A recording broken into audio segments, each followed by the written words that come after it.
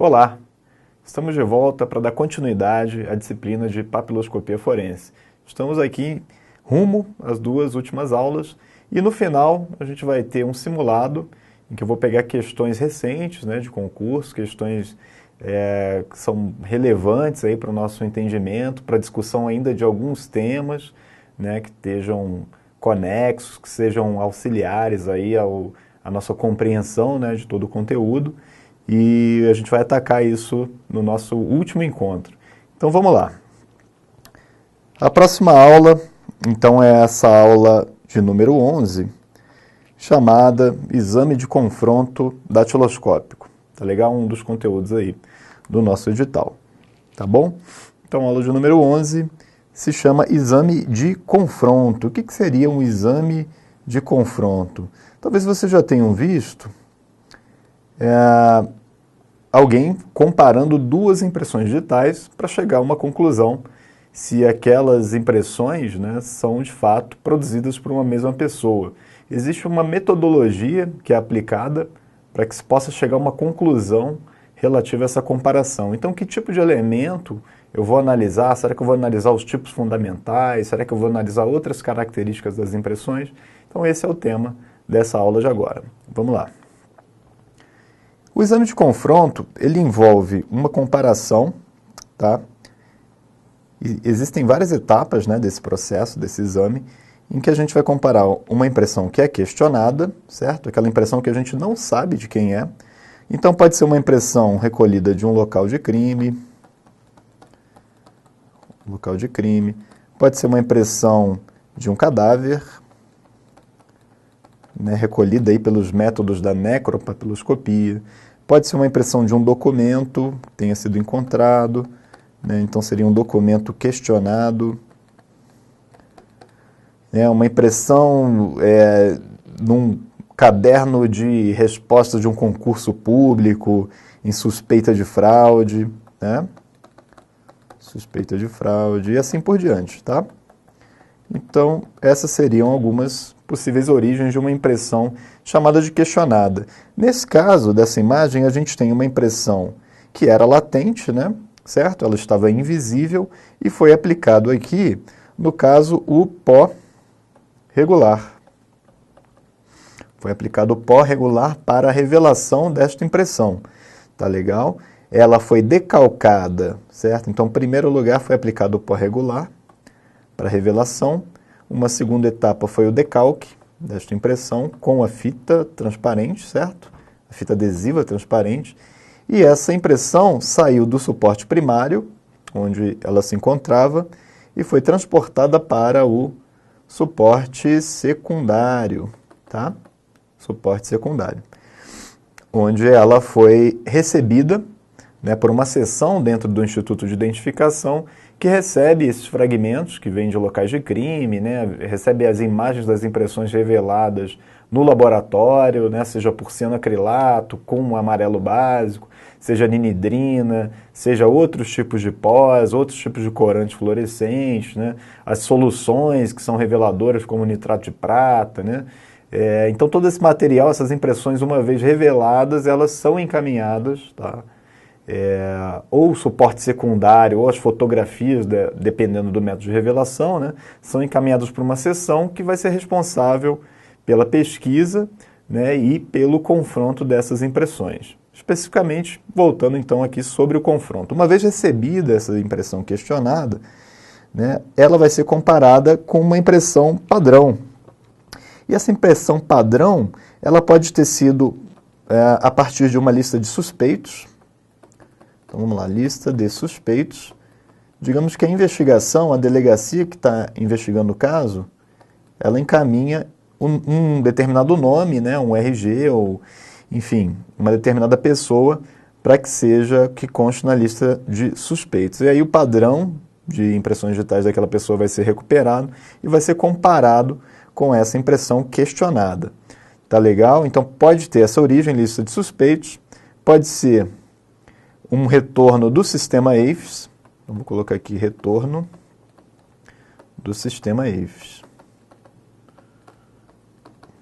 que a gente vai ver na próxima aula, mas o sistema AFES eu não preciso ter um suspeito, eu simplesmente encaminho a impressão sem o suspeito, né? Eu digitalizo, né? Marco as minúcias que são relevantes e submeto a uma pesquisa. E aí ele me retorna uma lista de candidatos, a gente vai ver isso em detalhes.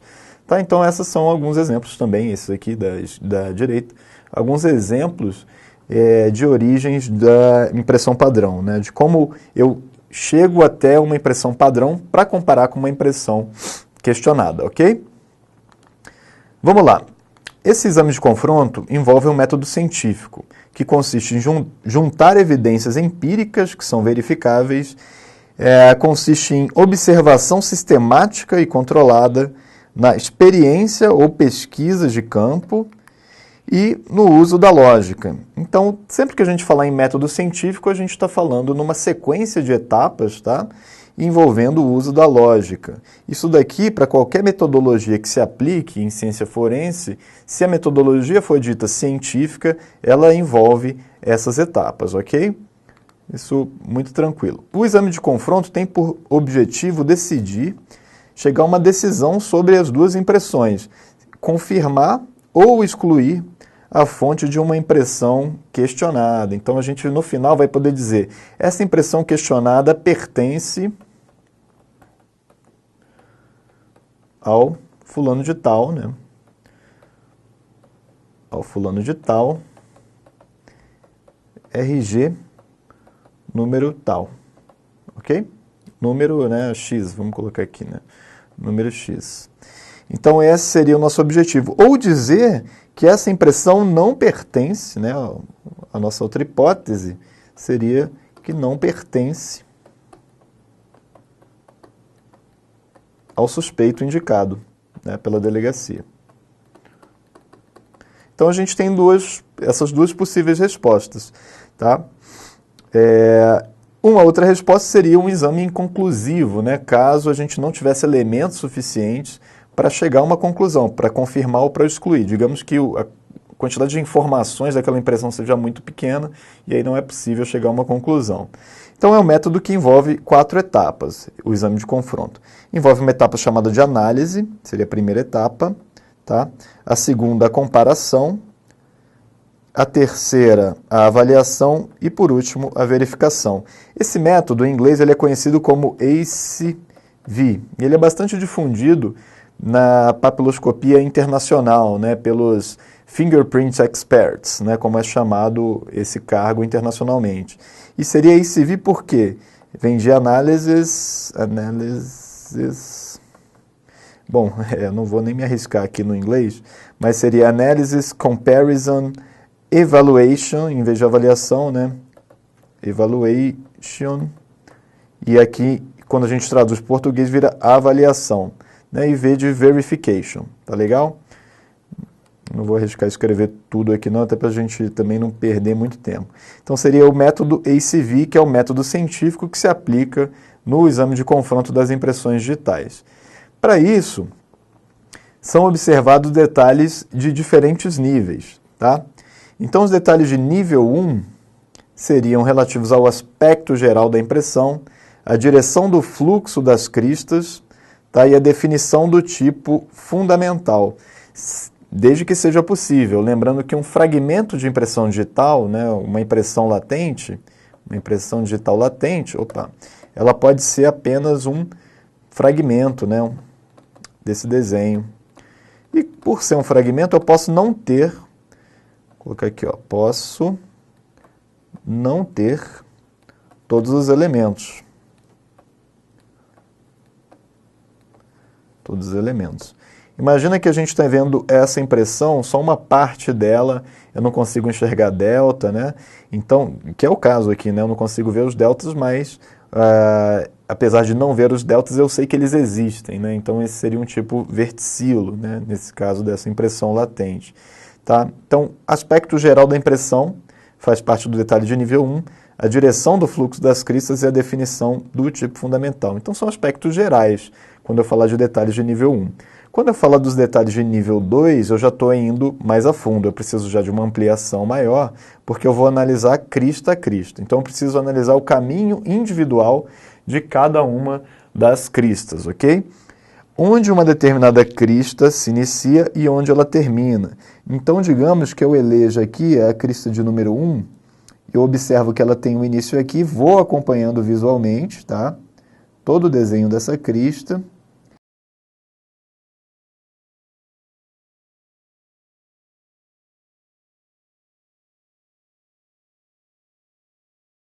E vou encontrando onde que existem essas interrupções, né, das cristas, como a gente viu aqui no número 2.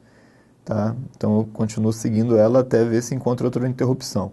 E observei aqui, ó, que à esquerda dessa crista que eu acabei de marcar, que eu estou marcando de novo, eu tenho mais uma interrupção aqui, certo? Então, esses detalhes que estão sendo numerados aqui na figura, 1, 2, 3, 4, são as chamadas minúcias, tá legal? Essas minúcias são também chamadas de pontos de Galton ou pontos, um outro sinônimo seria pontos característicos. Tá?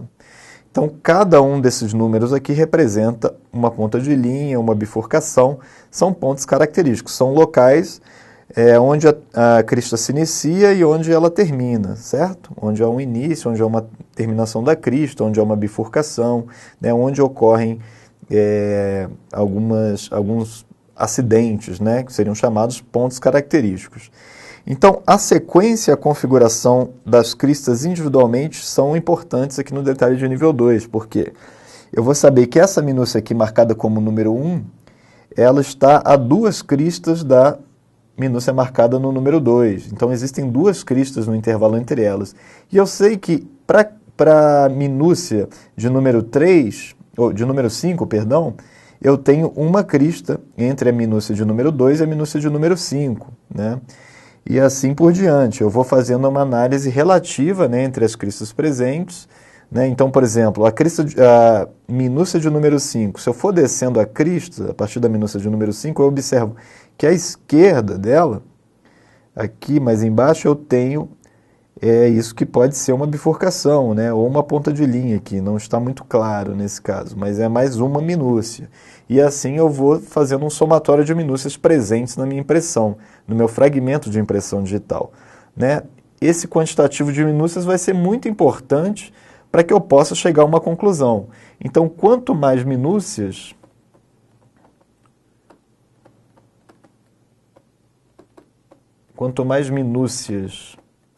presentes, maior a certeza na conclusão, tá?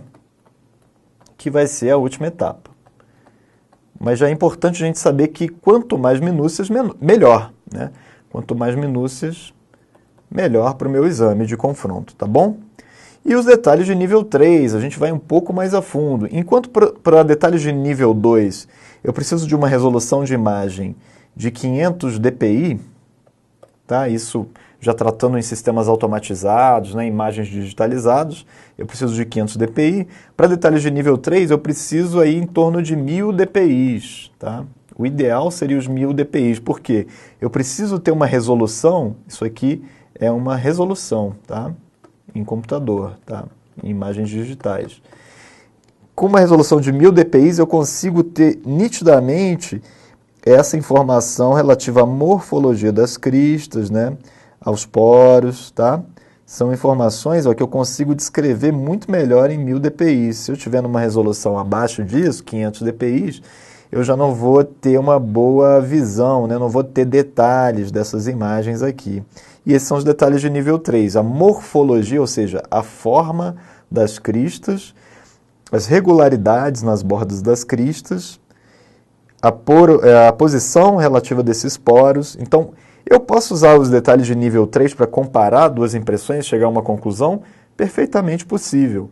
Mas eu preciso ter uma boa resolução dessa imagem. Então, observa que é um fragmento muito pequeno, é uma parte muito restrita da impressão digital, não tenho a menor condição de falar sobre o tipo fundamental aqui, né? Não tenho condição de procurar núcleo nem delta, mas eu tenho muitas informações relativas à morfologia das cristas e aos poros, né? Se eu encontrar um fragmento, um padrão de impressão digital e descobrir exatamente onde está esse fragmento no padrão, eu consigo comparar essas regiões, né? Esses afunilamentos aqui de cristas, essas interrupções, esses poros, tá legal? Então esses são os detalhes de nível 3. Vamos lá. Para que eu chegue a uma conclusão, né, sobre o processo do exame de confronto, eu preciso de, no mínimo, detalhes de nível 2. Então eu vou fazer mais uma observação aqui a respeito dos detalhes de nível 2, que esse aqui é o mínimo que eu preciso chegar. Então eu vou botar um asterisco aqui em cima. Eu preciso, no mínimo, chegar até os detalhes de nível 2. Tá? O nível 3, se eu puder chegar, excelente, vou ter mais informação ainda para comparar. Mas eu não consigo chegar a uma conclusão sem os detalhes de nível 2. Eu não posso me basear apenas no nível 1, apenas no tipo fundamental, no fluxo de cristas, no aspecto geral. Isso não é possível chegar a uma conclusão sobre uma identificação com detalhes de nível 1 apenas, ok? O método ACV é um método científico, né? Em português seria análise, comparação, avaliação, né? Como a gente comentou, em inglês é evaluation, mas aqui é avaliação, e por último a gente teria a verificação. Tá? Então é um método de comparação aceito pela comunidade científica internacional. Para impressões digitais, essa comunidade aqui se chama SWG-FAST, que seria o Scientific Working Group Fingerprint Analysis, enfim, Studying Technology, algo desse tipo, tá? SWG-FAST é o grupo científico internacional para tratar dessa área. E essas etapas aqui da metodologia que a gente vai aplicar envolvem a percepção, a aquisição de informação, a comparação e a tomada de decisão por fim. E depois a gente vai falar da verificação. A etapa de análise, então, a gente pegou esse fragmento recolhido de um local de crime, ok? A impressão foi revelada, foi decalcada, estamos aqui com o suporte secundário, né? E digitalizamos essa imagem para fazer uma comparação no computador. O que a gente precisa avaliar? Condições de aposição dessa impressão, né? Condições da revelação, é uma boa revelação, eu vejo que as cristas estão meio claras, né? Existem artefatos, será que essas linhas aqui, ó, que eu estou indicando, ó, será que isso daqui faz parte da impressão, isso daqui também, será que isso faz parte da impressão ou seria um artefato? Vou até apagar para não atrapalhar a gente, né? Então eu preciso avaliar o que é de fato da impressão e o que poderia ser uma sujeira lá do ambiente, né? O que poderia ser um problema, às vezes o próprio pó contaminado com alguma coisa, a fita adesiva suja, tá? Avaliar possíveis distorções dessa impressão, e aí podem existir distorções por pressão, distorções causadas por diferentes razões, né? Diferentes componentes, até componentes ambientais poderiam causar distorções. Atributos qualitativos da imagem, eu preciso avaliar o que seria isso, qualidade, né, da imagem. E se a impressão é passível de confronto. Então, na etapa de análise, que é a primeira etapa do meu método de confronto papiloscópico, eu chego até esse ponto aqui. A impressão é passível de confronto, ou seja, tem condições de confronto essa impressão?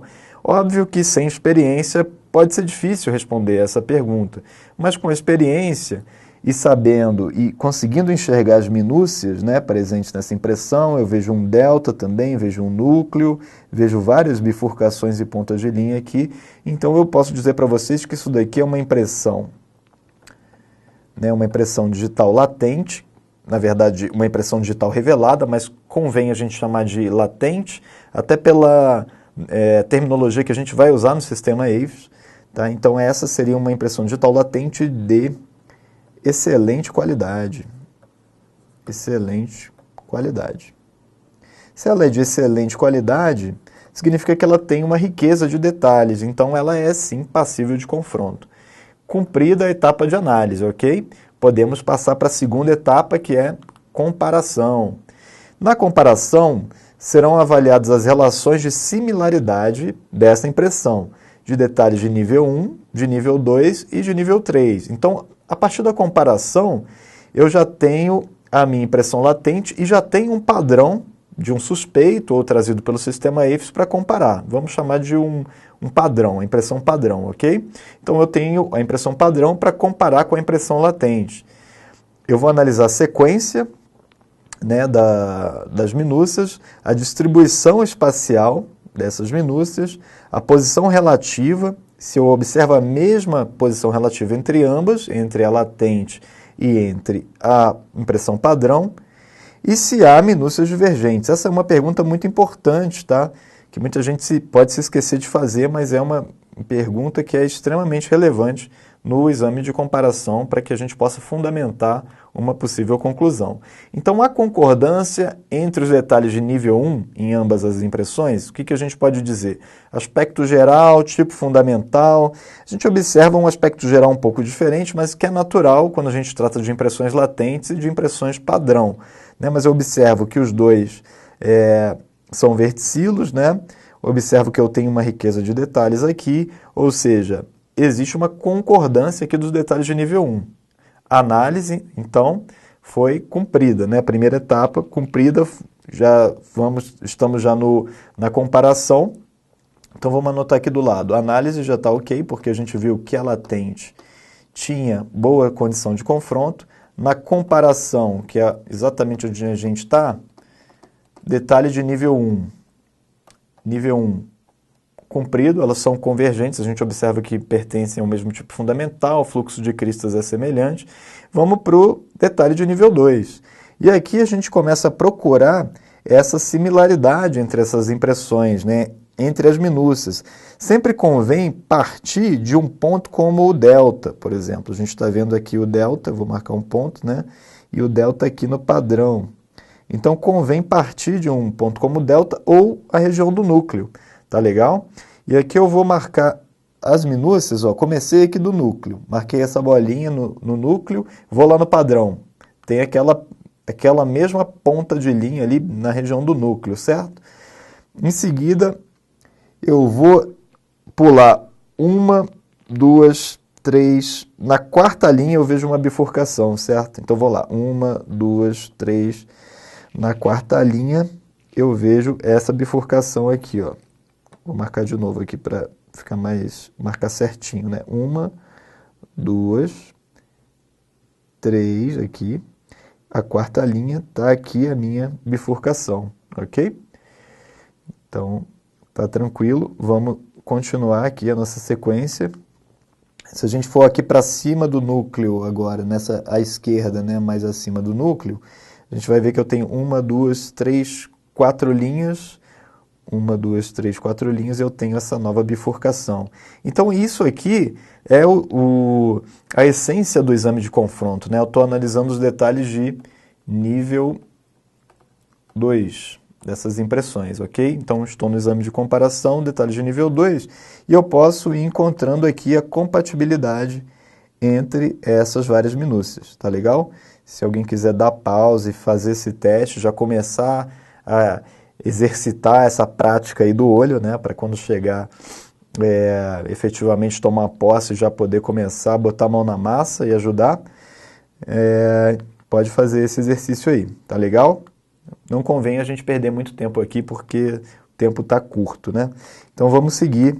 Então eu já marquei aqui várias minúcias, né, que estão ajudando a subsidiar. Tá, e sobre minúcias, já que a gente está falando dos detalhes de nível 2, dessas minúcias, a gente convém também falar sobre os mais frequentes. Então a gente tem ponta de linha, que é um dos mais comuns, tá? Ponta de linha, como a gente está observando aqui, ó. Nessa imagem vou fazer um círculo, tá? Essa é uma ponta de linha, que são os extremos fisiológicos das cristas, né? Que podem ser considerados como terminações ou começos das linhas, tá? Então seria a porção final ou inicial de uma determinada linha. A gente tem a bifurcação como outro tipo bastante comum, tá? Uma crista que se bifurca, ou duas cristas que convergem, tá? A gente está chamando de bifurcação. as duas cristas são paralelas, né, e se fundem em uma só crista, conservando a sua proporção. Então, ponta de linha e bifurcação, dois tipos bastante comuns. Uma linha cortada, isso daqui ela é muito parecida com a ilhota, mas a ilhota é um pouquinho menor, tá legal? A linha cortada tem um comprimento maior que a ilhota. A ilhota seria algo como isso aqui, ó, tá? Digamos que a gente tivesse uma outra crista aqui, né? Então, a ilhota seria essa de cima, a linha cortada de baixo. Tá legal? Menos frequentes, a gente tem um encerro, que seriam essas duas bifurcações muito próximas, né? Então, essa linha aqui se bifurca e logo depois as duas se convergem. Isso é o que a gente chama de encerro. A gente tem a chamada anastomose, que seria uma crista ligando duas cristas adjacentes, né? De uma maneira oblíqua. Tá? Então, fragmento fundido que enlaça em sentido diagonal duas cristas que se deslocam paralelamente, ok? Seria uma chamada anastomose ou também chamada de empalme. A gente tem um ponto, né, que é um ponto no meio das cristas, né? Você imaginar que a gente tem aqui uma impressão digital com sua bifurcação, né? Sua ponta de linha, aqui uma outra. De repente, você tem um ponto ali no meio da crista, né? Isso aí pode ser é chamado de ponto, tá? Então, uma crista que possui como longitude a mesma medida de seu diâmetro. Então, é circular, né? O ponto ele tem esse aspecto mais circular. Uma interrupção na crista, como essa que a gente está observando aqui, ou na imagem da impressão real, é isso aqui. Uma interrupção, também é pouco frequente, tá? Um espaço que separa uma crista em seu percurso, tá? Tranquilo. E os tipos raros. Então, a gente tem a transversal, que é quando uma crista ela corta, né, uma crista adjacente. Tá legal? Então, ela se desloca paralelamente e ingressa pela interrupção da crista que acompanha, atravessando-a sem tocá-la, continuando seu deslocamento. Até porque se ela tocasse, se tornaria uma bifurcação, né? Então, ela faz essa transversal sem tocar.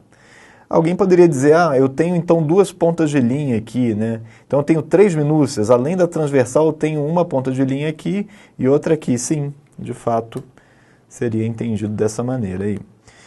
Desvio, quando eu tenho essas duas cristas, né? Uma crista dividida por uma interrupção, cujos extremos abruptos se aproximam sem se tocar. Então esse aqui é o aspecto, tá, do desvio, também um tipo raro.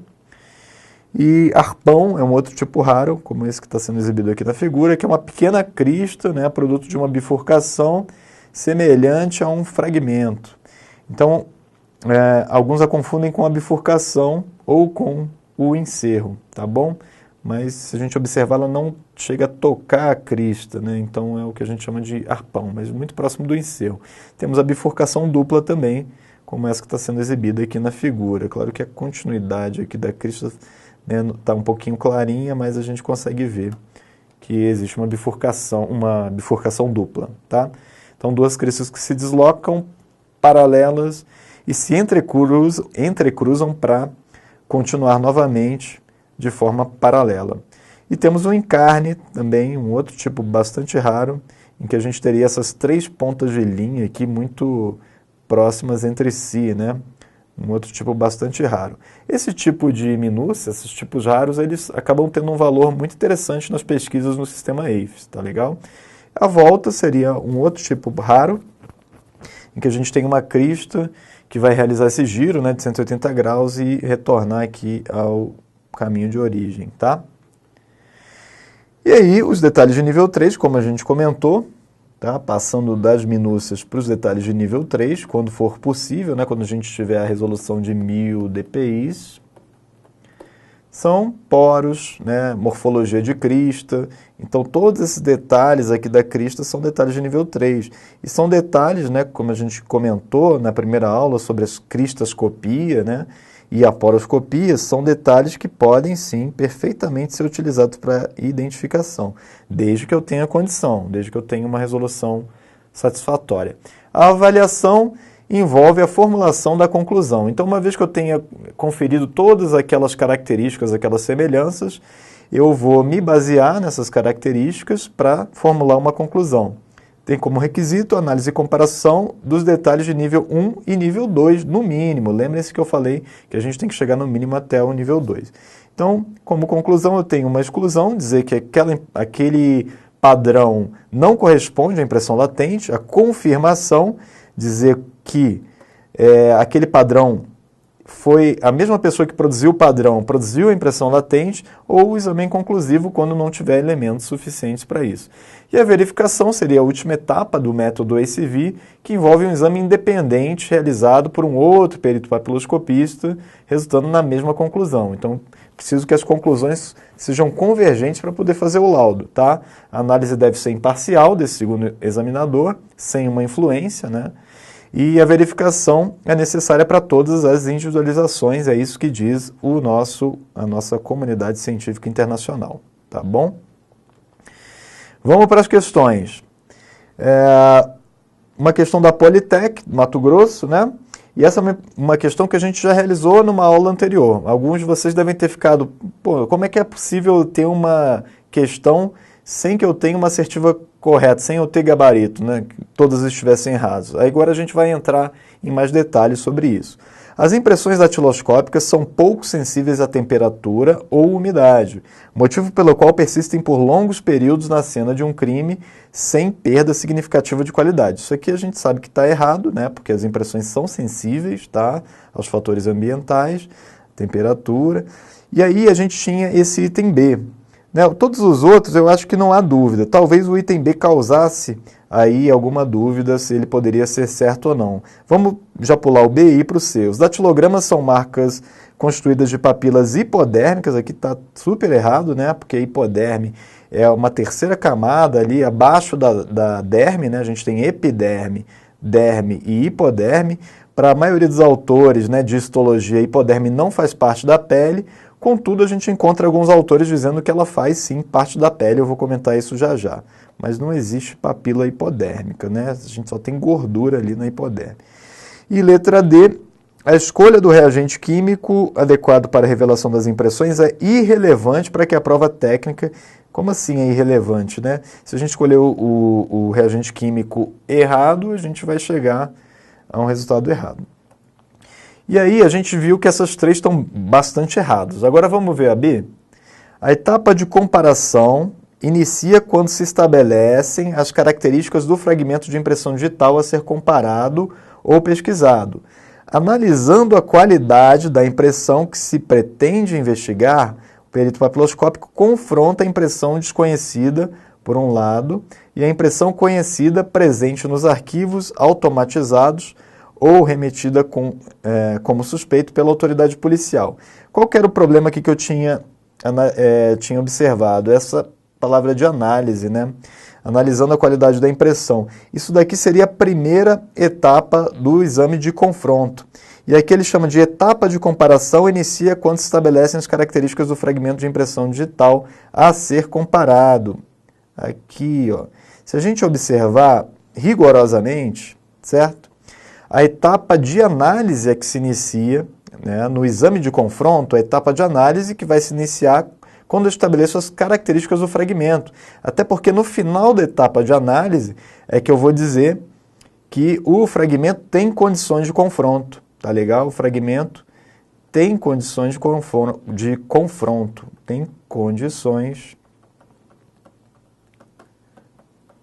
de confronto. Isso é o final da etapa de análise. Mas e aí? Se a gente estivesse diante de uma questão como essa na prova, né? E aí a gente precisa, né? A gente já está há bastante tempo resolvendo questão e a gente já percebeu que a gente chegou num ponto, né, em que é preciso a gente ter uma certa malícia. Então, a partir de agora, e como essa área em específico, essa área de papiloscopia forense, ela é uma área que não existem muitas questões, por mais que a gente levante questões aí de vários concursos, né, que tiveram, é uma área que tem poucas questões, né? Então, a gente tem que ser um pouco mala nesse momento. A gente vai olhar para as questões, para os itens, né? E vamos tentar achar o menos errado, tá? Claro que a VUNESP é uma boa banca, a gente espera que as questões não tenham nenhum problema que possam gerar algum tipo de recurso, né? Mas é bom que a gente fique esperto também nessas horas. Vamos lá. Voltando para o item B. A etapa de comparação se inicia quando se estabelecem as características. Tudo bem, a gente sabe que nesse nosso edital está sendo pedido o exame de confronto e a gente tem a metodologia científica aplicada ao exame de confronto. Daria para fazer um recurso para um gabarito que tivesse dado a letra B como verdadeira. Se não tivesse cobrado exame de confronto ou não tivesse cobrado metodologia científica, metodologia ICV, o examinador, quando foi criar a questão, ele não sabia que comparação, que ele poderia usar, ele achou que poderia usar comparação como um sinônimo de confronto, né? De confronto, né? E aí estaria certo, certo? Digamos que a gente tira o comparação, coloque confronto. A etapa de confronto se inicia quando estabelece características do fragmento de impressão digital a ser comparado ou pesquisado. Aí, sim, análise. Depois, analisando a qualidade da impressão que se pretende investigar, o perito papiloscópio confronta. Aí estaria tudo ok. Então, a gente está sendo muito rigoroso porque a gente está indo a fundo nessa matéria. Então, a gente está sendo rigoroso com relação à terminologia usada pelos itens. Mas se a gente analisar com calma, né, observar os erros das outras questões, a gente vê que, de fato, né, isso daqui é porque o examinador não é da área, ele não conhece a fundo, né, todos os termos da área, e aí ele teria dado a B como correta. Então, se a gente encontrasse uma questão em que todos são errados, como essa, a gente olharia para que possivelmente seria a menos errada ou que quem elaborou a questão poderia entendê-la como verdadeira, né? Então marcaria o B e, de fato, letra B foi o gabarito dessa questão aí no concurso, tá legal? Então já já a gente volta, tá, para resolver mais questões e partir para a nossa última aula. Até já!